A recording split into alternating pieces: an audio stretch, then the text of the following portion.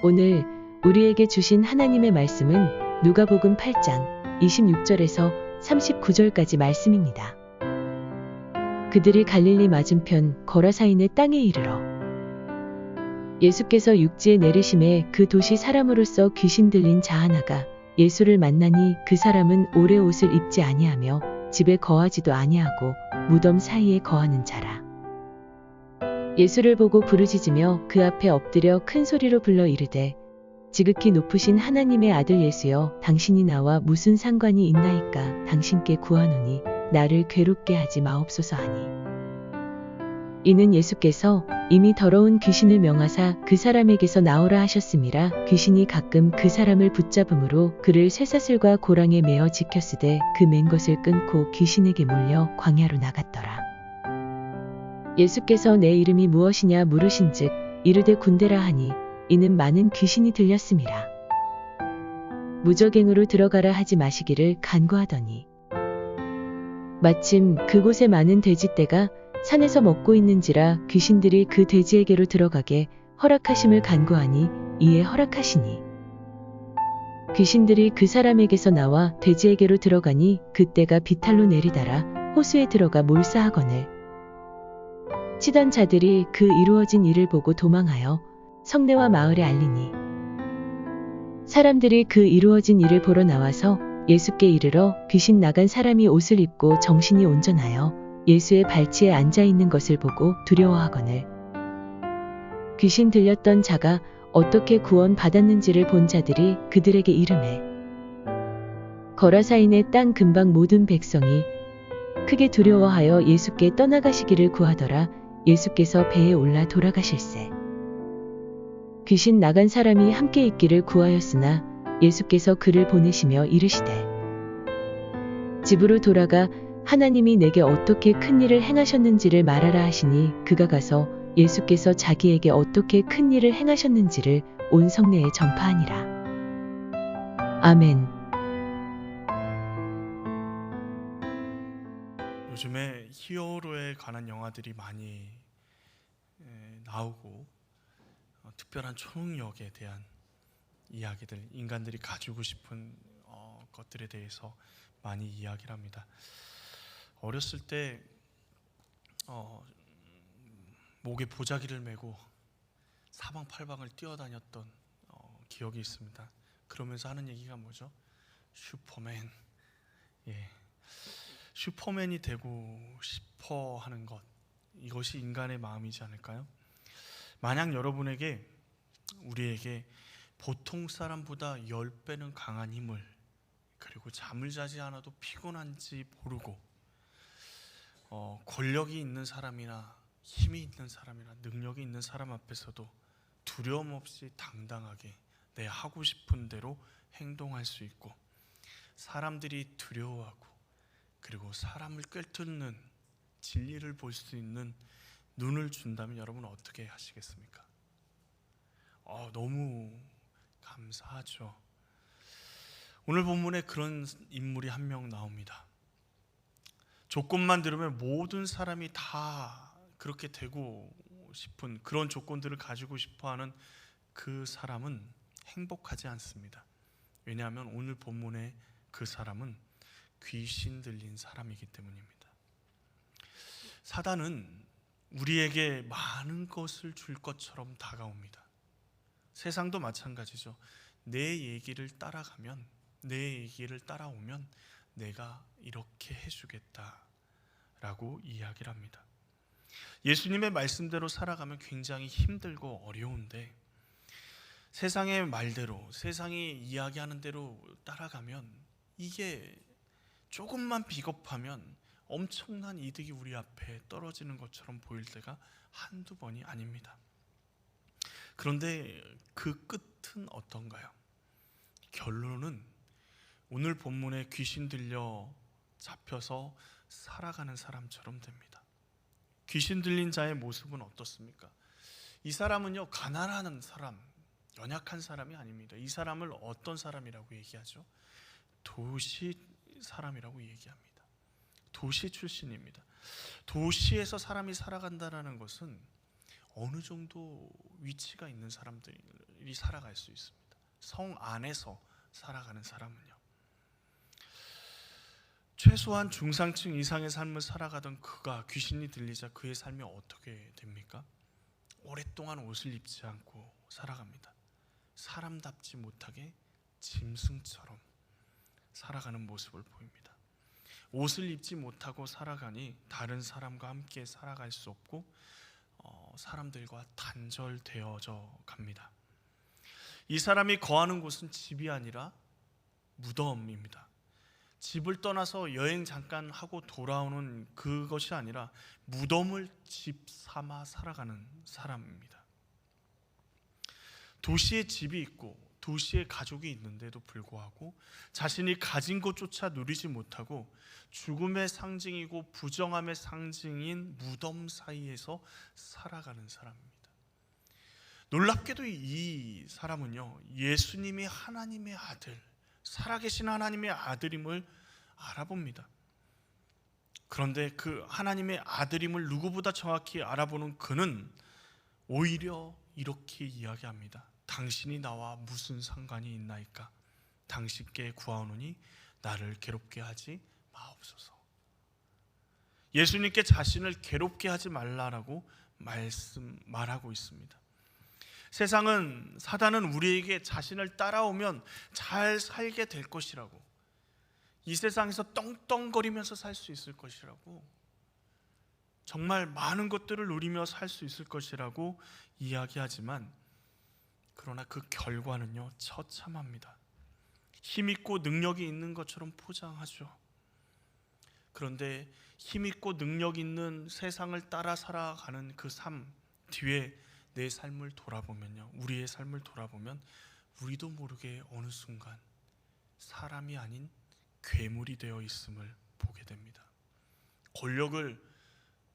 권력을 추구하기 위해서 자신의 마음에 안 드는 사람을 서슴없이 죽이려고 하는 계획을 가지고, 그리고 많은 사람들을 자신의 적이라고 이야기하는 사람들을 그들의 고통과 아픔과 전혀 상관없이 내 이익만 생각하고 살아가는, 자신의 힘을 온전히 자기 자신만을 위해서 수없이 많은 사람들을 희생시켜도 눈 하나 깜짝하지 않는 사람을 살아가는 것이 결국 그들의 결론입니다. 내가 그럴 때 귀신 들리지 않았다고, 내가 미치지 않았다고, 내 형제 자매가 겉으로 보기에는 괜찮다고 생각하니 우리는 괜찮은 걸까요? 귀신 들린 모습은 전혀 하지 않습니다. 전혀 건강한 사람처럼, 그리고 많은 재산을 가지고 떵떵거리면서 살아갑니다. 그런데 그 속내를 보면요, 귀신 들린 사람과 다를 바가 하나도 없는 삶을 살아가는 사람들이 오늘 본문에 나와 있습니다. 그들이 누구죠? 돼지떼의 주인과 성내 마을 사람들입니다. 그들은 사람보다 자신의 재물이 중요한 사람입니다. 자신의 돼지를 맡겼던 그 돼지떼를 치는 사람들이 막 급하게 마을로 달려옵니다. 돼지떼가 다 물에 빠져서 죽었다고, 전부 다 물에 빠져서 죽었다고. 그런데 이상한 말로 이야기해요. 귀신 들렸던, 당신도 알고 있는 그 귀신 들렸던 사람에게 임했던 그 귀신이 돼지떼에 들어가서 돼지떼가 내리막길을 막 물을 향해 달려가서 물에 빠져서 전부 다 몰살했다라는 것입니다. 이 말은 정상적인 사람이 생각하기에는 말도 안 되는 말입니다. 왜냐하면 돼지는 내리막을 달리기에 부적합한 몸을 가지고 있습니다. 앞다리가 짧아서 선천적으로 내리막을 달리면 그 육중한 몸이 견디지 못하고 뒤집어질 수밖에 없는, 그러기에 내리막을 달려서 그 산에서 달려서 바다에 물에 빠져서 죽을 수 있는 신체 구조가 아닙니다. 더 놀라운 것은요, 돼지가 물에 빠져 죽을 수 있을까요? 수영을 못하나요? 저도 몰랐던 사실인데 인터넷에 검색해 보니까 돼지가 수영을 기가 막히게 한답니다. 멧돼지가요 바다를 건너서 섬에 들어가대요. 또 미국에서는요 개와 돼지를 수영장에서 시합을 시켰는데 돼지가 이겼답니다. 개수영 하지만 돼지가 수영을 그렇게 잘한다고 합니다. 그런데 그 돼지가 비탈길을 내리달려서 어디에 빠져 죽었다고요? 물에 빠져 죽었다. 이해가 되지 않죠. 그렇게 수영을 잘하는 돼지가 물에 빠져 죽었다. 그런데 자신들의 돼지가 물에 빠져 죽었다라는 그 이야기를 듣고 그 현장으로 달려갔는데 그제서야 모든 상황이 이해가 되는 겁니다. 귀신 들렸던 그 어마어마한 귀신 들렸던 자가 예수님의 발치에 앉아서 정상적으로 있는 거예요. 누구의 발치에 앉아서요? 예수님의. 그러니까 모든 상황이 이해가 되는 거예요. 지금 돼지는 그렇게 빠져 죽을 수 없죠. 그런데 돼지가 빠져 죽었다라는 건 뭔가 다른 것이 개입을 했던 것인데 그 다른 것이 개입한 것이 지금 이 사람에게 귀신 들렸던 그 사람에게 임했던 그 귀신이 돼지떼에게 들어간 것인데 누가 그렇게 한 것이죠? 그 사람이 누구 발치에 앉았다고요? 예수님. 예수님이 그렇게 하신 것이라는 것을 그들은 이제 깨닫게 되는 겁니다. 그러면 여러분 한번 생각해 보십시오. 이 당시에 귀신 들린 사람이 그 데가볼리 지역에 이 사람 한 사람이었을까요? 여러 사람 있었을 겁니다. 그런데 그 귀신 들린 사람, 예수님이 귀신을 쫓아낼 수 있다고 생각하면 자신의 마을 아니면 자신이 알고 있는 귀신 들린 사람들이 이들 머릿속에 스쳐 지나가지 않았을까요? 그러면 귀신 들린 자에게 예수님을 모시고 가든지 아니면 귀신 들린 자를 예수님께 데리고 와서 예수님 앞에 이 귀신들을 쫓아달라고 청하는 게 상식적인 태도일 것인데 이들은 어떻게 하냐면 예수님에게 자신들에게서 떠나가 줄 것을 강구합니다. 어떤 생각 때문에 그럴까요? 그들 머릿속에는요 귀신을 쫓아내셨어요, 예수님이. 그런데 어떤 일들이 벌어졌죠? 돼지가 몰살했어요. 자신의 어마어마한 재산이 다 한순간에 사라져버린 겁니다. 그러면 예수님이 귀신을 쫓아낼 때마다 어떤 일들이 벌어질 가능성이 있어요? 재산이 손실이 올 가능성이 있는 겁니다. 그러기에 귀신 들린 자가 자유케 되는 것보다 자신들의 재산적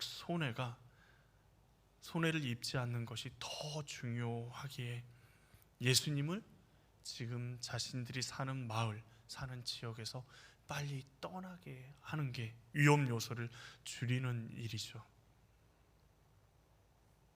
이들은 귀신 들린 자가 정상적인 삶을, 그 고통받던 자가 정상적인 삶을 사는 것보다 자신들이 가지고 있는 재산이 우선순위에 있는 사람들이었습니다. 그런데 놀랍게도 사단에게 사로잡힌 사람은요 철저하게 이기적입니다.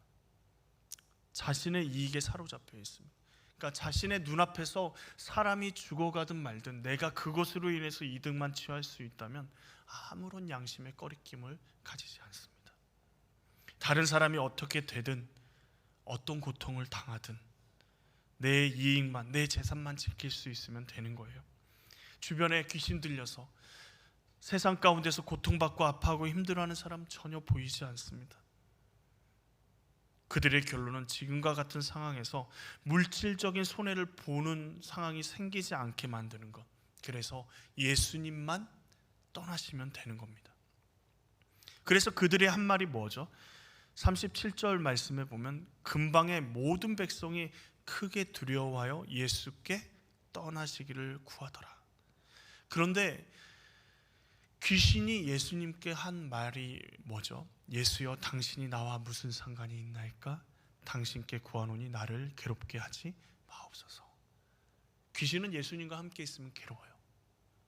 예수님과 동행하면 괴롭습니다.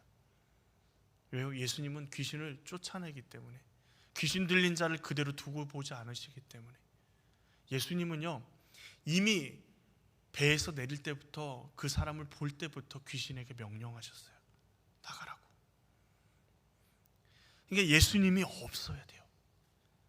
마찬가지로 이 동네 사람들도 동일하게 그렇게, 이 근방의 모든 사람들도 예수님을 떠나시기를 구하는 겁니다. 또 이 사람들은요, 예수님과 함께 할 기회보다 귀신과 함께 하기로 결정합니다. 무엇 때문에요? 물질 때문에요. 자신들이 쇠사슬로 고랑으로 귀신 들린 사람을 메었지만 통제할 수 없던 그 귀신 들린 사람을 예수님이 자유케 하셨습니다. 그 말은 어떤 걸 깨달을 수 있죠? 지금 이 능력은 예수님께로부터 나왔고 예수님에게는 놀라운 능력과 권세가 있음을 누구나 유추할 수 있습니다. 그런 분이 우리 앞에 나타났다 그러면 여러분 뭐라고 하시겠습니까? 저를 떠나십시오 라고 얘기하실까요? 저리 가십시오. 나는 당신과 상관없이 살겠습니다 라고 감히 누가 얘기할 수 있을까요? 모든 신적 권위를 보여주시는 예수님, 그 예수님 앞에 아무리 이방인이어도 자신들과 함께 하길 청하지 않을까요? 최소한요, 우리 집에 와서 식사 좀 같이 하시고 저희를 축복해 주시면 감사하겠습니다 라고 이야기하지 않을까요? 그런데 그들은요, 그런 말 한마디 하지 않고 예수님에게 요구하는 것은 떠나라고 요구하고 있습니다. 다른 말로 이야기하면 이들의 행동은요, 자신들 중에 몇 명이 귀신에 들리든 몇 명이 고통받든 상관없이 나에게 지금 영향이 없으니까 지금 내 삶에 만족하. 그러니 예수님은 나에게 필요 없다라고 고백하고 있는 겁니다. 세상에 많은 사람들이 귀신에 사로잡혀 살아갑니다. 이것이 자연스럽습니다. 아니, 세상에 많은 사람들이 아니라 모든 사람들이 사단의 종노릇하며 죄의 종노릇하고 살아갑니다. 그런데 그곳 가운데서 예수님이 그들을 자유케 하실 수 있습니다. 예수님과 귀신, 예수님과 사단, 그 가운데서 많은 사람들은요, 놀랍게도 사단을 선택한다라는 것입니다. 오늘 본문의 사람들처럼요. 왜요? 예수님이 자신들에게 손해를 끼치고 그로 인해서 당하는 고통, 아픔, 그런 것들이 두렵기에 예수님이 차라리 없었으면 좋겠다라는 생각을 하는 거죠. 그런데 왜 예수님은요, 이런 생각이 들지 않습니까? 왜 하필이면 돼지떼에 들어가기를 간구하는 귀신의 그 간청을 허락하셨을까? 돼지떼가 부정한 동물이에요. 이스라엘 백성들에게는 아무 쓸모없는 동물입니다. 먹기만 먹고 살만 찌고, 그렇다고 그 돼지를 잡아서 먹을 수도 없는. 그러니까 이거는 이스라엘 백성들 중에는 돼지를 치는 사람, 키우는 사람 있을 수가 없어요. 그런데 이방인들에게는요, 돼지는 굉장히 중요한 음식 재료일 뿐만 아니라 신에게 바치는 제물이 되는 귀중한 동물입니다. 예수님이 생각하기에 이 돼지는 전부 다 부정한 동물이니까 사라져야 되고, 그리고 이방인들의 재산이니까 그냥 돼지떼에 들어가라, 이렇게 얘기하신 걸까요? 한번 생각해 보시죠. 이 돼지는 이방인들에게, 지금 이 성 사람들에게 굉장히 귀중한 재산입니다. 자신의 재산이 이 최우선인 그 사람들에게 예수님은 한 영혼을 귀신에게 자유케 하기 위해서 돼지떼에 귀신이 들어가게 하셨습니다. 무엇을 보여주시려고 하는 걸까요? 그 돼지떼보다 누가 중요하다고요? 한 영혼이 중요하다고요. 큰 재물보다, 그 모든 돼지보다 한 영혼이 귀신에게 해방되어서 자유함을 누리는 게 더 중요하다라고 예수님은 지금 말씀하고 계시는 거예요. 그리고 오늘 우리에게도 말씀해 주시는 겁니다. 지금 너희가 붙잡고 있는 돼지떼보다 내가 더 중요하고 너희 영혼이 더 중요하다라고 말씀하시는 겁니다. 예수님 앞에 자유함을 누리는 사람들이 이 성의 사람들처럼 그렇게 행동할까요? 사람보다 돈이 더 중요하고 사람보다 내가 가진 권력이 더 중요하다라고 생각할까요? 그렇게 할 수 없습니다. 예수님이 직접 보여주셨잖아요. 돼지가 아니라 하나님의 자녀로 자유케 하시는, 사람을 자유케 하시는 그 예수님의 말씀을 우리는 오늘 말씀을 통해서 보게 되는 것입니다. 그런데 여기서 한 가지 의문이 드는 게 있어요. 어떤 의문이 들죠? 자, 돼지떼를, 아니 재산과 권력과 힘을 선택하면 예수님을 선택하지 않는 것일까요? 예수님을 선택하면 우리는 그 모든 것들을 다 포기하고 누리고 살아갈 수 없을까요? 사단은 우리에게 이 부분에 있어서 교묘하게 우리를 속입니다. 뭐라고 얘기하냐면 세상의 부귀영화와 예수님 중에 하나를 선택하라. 분명히 예수님은 그렇게 말씀하셨습니다. 부귀영화와 예수님 중에 어느 것을 먼저 선택할 것인가. 그런데 예수님을 선택하면 부귀영화를 누리지 못하나요? 그러면 지금 집이 있고 잘 사는 사람들은 전부 다 예수님 말씀대로 안 살아가는 건가요? 진짜 구도는요, 예수님과 함께 살 것인가 사단과 함께 살 것인가, 이 싸움입니다. 다른 말로 말하면 예수님과 함께 세상 가운데서 세상이 하나님이 주신 것을 누리며 살아갈 것인가, 아니면 세상의 방식대로 사단의 종노릇하며 세상 가운데서 그것들을 누리며 살아갈 것인가. 사단은 예수님을 선택하면 너 이거 다 못 가질 수 없어 라고 우리를 속입니다. 모든 걸 버려야 된다라고 속입니다. 그런데 예수님이 정확하게 뭐라고 말씀하시냐면 마태복음 6장 33절에 뭐라고 그러시죠? 너희는 먼저 그의 나라와 그의 의를 구하라.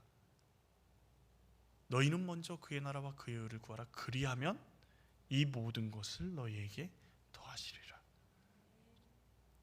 이 문제는 하나님이냐 사단이냐 누구의 뜻대로 하느냐의 우선순위의 문제입니다. 가질 수 있느냐 없느냐의 문제가 아니에요. 사단은 우리에게 뭐라고 이야기하냐면 그것을 선택하면 가질 수 없어. 예수님을 선택하면 너희는 아무것도 가질 수 없을 거야 라고 이야기합니다. 그러나 뭐라 그러세요? 예수님은 먼저 그의 나라와 그의 의를 구하면 이 모든 것을 너희에게 더하여 주시겠다. 예수님을 선택하면요, 우리 안에 자유함이 있게 됩니다. 예수님만이 우리를 자유케 하십니다.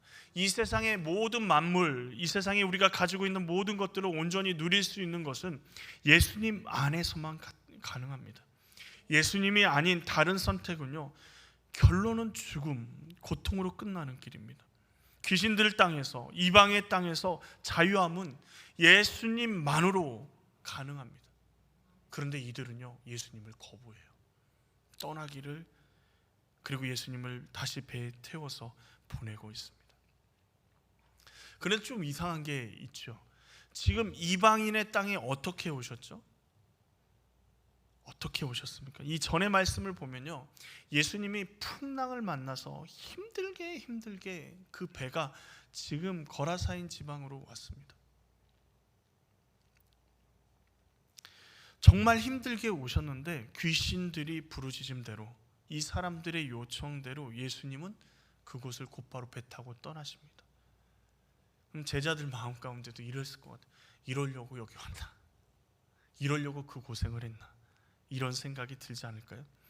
모든 게 귀신의 뜻대로, 사단의 뜻대로 되는 것처럼 예수님이 떠나시니 예수님이 지시고 사단이 이긴 것처럼 생각되어집니다. 예수님께서 왜 떠나셨을까요? 이방인의 땅이라서, 아직 그들의 때가 되지 않아서요?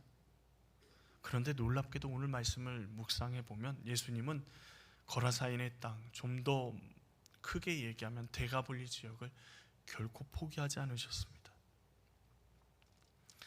예수님은 떠나시지만 이 땅에 하나님의 계획을 숨겨두고 계획을 이루어 두시고 가셨습니다. 하나님의 그 계획 가운데 가장 중요한 사람이 누굴까요? 그 땅에 가장 쓸모없다고 사람들이 피하고 사람들이 저주받았다고 하는 그 귀신 들렸던 사람입니다. 귀신 들렸던 사람이 이제는 멀쩡해져서 예수님을 따라가기로, 함께 하기로, 예수님 함께 할 수 있게 허락해 달라고 간구합니다. 그런데 예수님은 그의 동행을 거절하십니다. 대신에 예수님이 그에게 명령하시죠. 뭐라고 명령하십니까? 집으로 돌아가라. 귀신 나간 사람이 자신의 삶 전체를 예수님을 위해서 헌신하겠다고 말해요. 주를 위해서 내가 내 모든 것을 다해 헌신하겠습니다. 주님과 동행하게 해주십시오. 제가 이것도 잘하고 이것도 잘하고 이것도 잘할 수 있습니다. 예수님 하나도 불편하지 않게 예수님을 섬기겠습니다.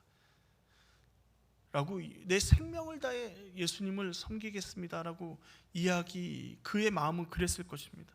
그런데 예수님은 그에게 뭐라고 말씀하세요? 집으로 돌아가라고요. 우리가 예수를 위해서 살아가는 것 거창하게 생각할 때가 많습니다. 목회자가 되고 선교사가 되고 주를 위해서 온전히 내 삶 전체를 다 통째로 하나님 앞에 드리는 삶이 어떤 것일까를 늘 고민하고, 지금 내가 직장 생활하고 삶 가운데 이렇게 살아가는 것은 하나님의 뜻이 아닌데 생각되어지십니까? 그러나요, 예수님께서는 우리 대부분을 일상의 삶 가운데 돌아가게 하시고 그 삶의 자리가 사명의 자리라고, 그 평범하고 아무 보잘것없는 것처럼 보이는 그 삶의 자리가 우리의 사명의 자리라고 우리를 보내신다라는 것입니다. 예수님은 집으로 돌아가라고 말씀하고 계십니다. 너가 있을 곳은 내 옆이, 지금 내 옆에 제자들처럼 그렇게 있는 것이 아니라 가족의 옆이다 라고 말씀하시는 겁니다. 예수님이 우리의 삶의 전부이십니까? 그렇다면 예수님이 귀하게 여기는 그 자리에 우리가 예수님과 함께 있어야 합니다. 그 자리가 어디죠? 저 아프리카에 있는, 저 동남아시아에 있는 예수를 믿지 않는 그 사람들 곁입니까? 아닙니다. 우리의 가족들, 우리의 이웃들, 우리 부모, 형제 곁에서 예수님의 말씀, 예수님과 동행하며 살아내야 하는 것입니다. 그런데 집에만 돌아가기만 하면 됩니까? 만약에 그가 집에 돌아갔습니다. 그러면 지금 이방인들은 우상을 섬기는 사람들이에요. 자, 귀신 들린 사람이 귀신에서 벗어났어요. 귀신이 나갔단 말이에요. 그럼 그 귀신은 어디 갔을까요?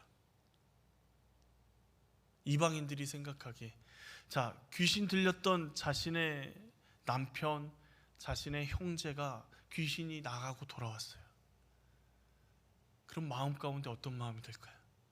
그 사람에게서 나갔던 귀신이 누구에게도 들어올 수 있어요? 이제 내 차례인가?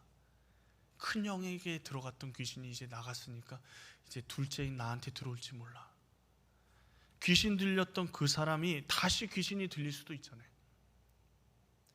그러니까 귀신이 나가고 완전히 회복된 그가 가족에게 돌아가도 가족들은 그를 바라보면서 아픔을, 두려움을, 어려움을 생각하며 그를 멀리할 수 있는 거죠. 언제 다시 귀신 들린다는 불안감에 사로잡혀 살아갈지 모르고, 가족들이나 주변 사람들도 언제 자신들의 차례가 될지 모른다라는 생각 때문에 불안해할지도 모릅니다. 그런데 예수님이 뭐라고 명령하세요? 하나님이 내게 어떻게 큰 일을 행하셨는지 뭐 하라고요? 말하라고요. 나 귀신에게 자유함을 얻었어. 그렇게 하고 일상을 살아가. 나는 이제 정상이야 라고 살아가는 게 아니라 먼저 해야 될 것은 무엇이냐면 하나님이 나에게 어떻게 큰 일을 행하셨는지를 선포하라고 말씀하고 계시는 겁니다. 그 말씀을 선포할 때 우리를 어떻게 하죠? 자유케 하십니다. 우리만 자유케 되는 겁니까? 언제 귀신이 다시 나를 덮칠지 몰라라는 그 불안감에서 예수님의 말씀을 선포하기 시작하니 하나님이 나에게 큰 일을 행하셔서 이런 자유함을 누리게 하셨으니 더 이상 귀신은 나를 어찌할 수 없다라는 건 내 자신이 알지만 내가 그 일을 선포할 때 나뿐만 아니라 모든 사람들이 하나님 안에서 자유함을 누리게 되는 겁니다. 하나님의 은혜가 가족에게 임하고 하나님의 은혜가 모든 사람들에게, 그 말을 듣는 모든 사람에게 임하는 것이죠. 예수님을 영접하는 일이 귀신 나간 사람의 삶과 그 가족의 삶도 변화시키는 것입니다. 귀신들이 예수님을 떠나가게 했죠. 거라사 지역에서, 데가볼리 지역에서 예수님을 떠나가게 했는데 예수님이 계시지 않는데 예수님을 믿는 사람들이 생기는 거예요. 역사적으로 보면 이 데가볼리 지역에서 수많은 사람들이 예수를 믿고 예수님 앞에 나왔답니다. 누구 때문에요? 예수님이 그 땅 가운데서 복음을 막 전하신 것이 아니라 예수님이 남겨두신, 예수께서 행하신 큰 일, 바로 귀신 들렸던 그 가난한 사람의 믿음의 고백이 시작으로 그 땅이 변화되기 시작하는 거예요. 귀신이 사로잡았던 그 땅 가운데 주님이 남겨두신 그 한 사람이 그 땅을 변화시키는 것입니다. 그가 가서 예수께서 자기에게 어떻게 큰 일을 행하셨는지 온 성내에 전파합니다. 데가볼리 지역이 조그만 지역이 아니에요. 로마가 계획적으로 만든 도시가 5개나 있는 지역입니다. 어마어마한 큰 도시, 어마어마하게 타락한 그 도시 가운데 이 사람이 돌아다니며 주의 복음을 전하기 시작하니까 그 땅 가운데, 귀신의 땅 가운데 귀신에 사로잡혀서 살아가던 사람들이 예수를 믿고 돌아오는 역사들이 벌어지는 겁니다. 귀신에 사로잡힌 사람들은 자신의 이익만, 나만 괜찮으면 돼. 그런데 가만히 생각해 보십시오. 그들이 괜찮나요? 그들의 삶이 괜찮은 것처럼 보입니까? 아무런 문제가 없는 것처럼 보여요? 아무런 문제가 없어요. 평탄합니다. 그런데 그들에겐 정말 심각한 문제가 있는데 예수가 없어요. 그들의 인생의 마지막은요, 죄의 싹은 뭐죠? 사망입니다. 해결할 방법이 없어요. 죽음을 향해서 그렇게 달려가는데도 그들은 그것에 대해서 깨닫지 못해요. 폭포에 휘말리기 전에 그곳은 물은 아주 평안합니다. 깨닫게 될 때는 결국은 어려운 거죠. 예수님은 단 한 사람을 남기셔서 복음을 전하게 하시고 그 땅의 복음을 듣게 하셨습니다. 사단이 이긴 것처럼 생각되어졌어요. 오늘날 우리나라를 바라보면 기독교인들이 욕을 먹습니다. 예수를 믿기 때문에 욕을 먹는 게 아니라 그들의 삶 때문에, 아니 우리의 삶 때문에 사람들이 예수님을 욕합니다. 예수님이 우리를 구원하셨습니다. 어둠에 사로잡혔던 우리를 자유케 하셨습니다. 그런데 그 복음조차도 이 땅 가운데서 왜곡되어지고, 그 자유케 하신 예수님이 생명의 이름으로 선포되어지기보다는 정치적인 이유로, 잘못된 모습으로 왜곡되어서 복음이 아니라 자신들의 의견을, 말씀을 가지고 이야기합니다. 누가 예수를 믿으라고 해도 소용없다고, 너나 믿으라고 하는 시대가 지금 이 시대입니다.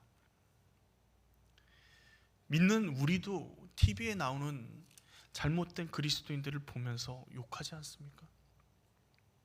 그런데 놀랍게도요, 예수님은 그런 상황 가운데 있는 우리에게도 뭐라고 말씀하시느냐? 너의 삶에서 하나님이 내게 어떻게 큰 일을 행하셨는지 뭐하라고요? 말하라고 말씀하십니다. 하나님이 우리에게 이 민족을 뒤집어 엎으라고 말씀하지 않으십니다. 이 세계를 전체를 다 복음화시키라고 말씀하지 않으십니다. 오늘 이 귀신 들렸던 사람에게 뭐라고 하시죠? 집으로 가라고 말씀하세요. 그 성으로 가라고 말씀하시지도 않았습니다. 너희 집으로 돌아가라고. 우리의 삶의 자리로 돌아가 예수님이 내 삶을 어떻게 변화시키시고 자유케 하셨는지를 우리의 삶의 자리에서 보여줄 수 있어야 합니다. 예수님이 하신 큰 일이 무엇입니까? 엄청나게 큰 일이 무엇입니까? 우리가 생각하기에 큰 일은 뭔가가 막 일어나고 변화되고 막 이렇게 되는 것을 큰 일이라고 생각하지만 예수님은 벌써 큰 일을 행하셨습니다. 그 큰 일이 뭐죠? 우리를 구원하셨습니다. 구원받은 우리가 예수의 이름을 들고 이 자리에 서 있는 것입니다. 예수께서 행하신 큰 일은 누굽니까? 바로 우리입니다. 귀신 들렸던 사람이, 천대받고 아무것도 아닌 사람이, 아무 힘도 없고 어쩌면 사람들이 경계하고 또 저 사람은 어떻게 될지 몰라 하는 그 사람을 통해서 예수님은요, 복음을 그 땅 가운데 심으셨습니다. 이 땅 가운데 희망이 없고 절망적이라고 하고 더 이상 기독교는 희망이 없다고, 아무도 우리의 소리를 들어주지 않는다 하더라도 예수님께서 우리를 구원하시고 이 순천 땅 가운데 복음사랑 교회 가운데 우리를 세우셨습니다. 예수님이 우리를 통해서 큰 일을 행하실 것입니다. 누구를 통해서요? 우리를 통해서요. 우리를, 예수님이 큰 일을 행하신 사람, 그 증거가 바로 우리입니다. 그 예수님을 우리가 온전히 전할 수 있는, 우리의 삶의 자리에서 예수님이 나에게 행하신 놀라운 사랑과 은혜를 그대로 흘려보낼 수 있는 우리 모두가 되기를 간절히 원합니다.